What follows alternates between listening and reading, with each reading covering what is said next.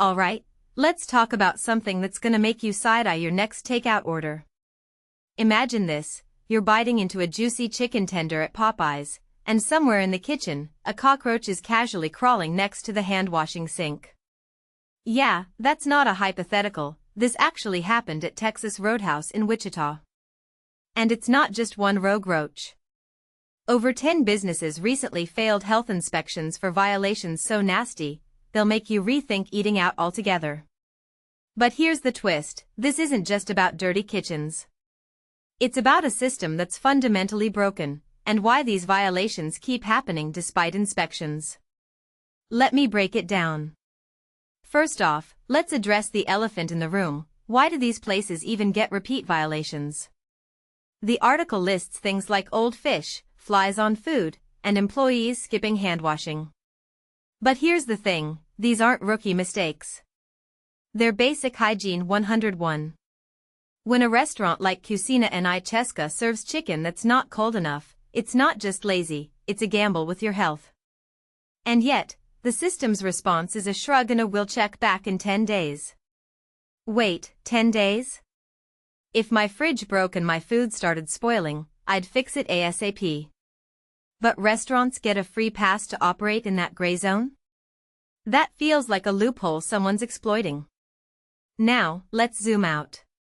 What's really fascinating is how these violations cluster. Cockroaches at Texas Roadhouse? Sure, pests happen. But when you've got flies swarming onions at Renee's Mexican restaurant, and mold growing in hotel bathrooms at Coratel Plus Suites, it's not random, it's a pattern. These aren't isolated incidents, they're symptoms of a culture that prioritizes speed and profit over safety. Think about it, employees not washing hands after eating? That's not a "whoops, my bad" moment. That's a systemic failure. If your team doesn't grasp why handwashing matters, you've got a leadership problem, not a hygiene issue. And let's talk about the inspection process itself. The state's new portal is supposed to make data accessible, but the article mentions they're still playing catch-up because of a system update. Meanwhile, consumers are left in the dark until violations get logged weeks later. Here's my hot take, this isn't just bureaucratic lag. It's a lack of urgency. If you're tracking food safety, the system should be real-time, not whenever we get around to it. Imagine a world where you could check a restaurant's hygiene rating before walking in, like a Yelp review but for health risks. But Kansas isn't there yet, and that delay puts people in harm's way. But wait, here's the deeper layer. Why do most violations get fixed on the spot, while others linger? The article says things like dirty equipment get corrected immediately, but pests or plumbing issues take longer. That makes zero sense. If a fly infestation is bad enough to cite, you don't wait 10 days to fix it. You close the doors until you fumigate. The fact that these businesses stay open is a red flag.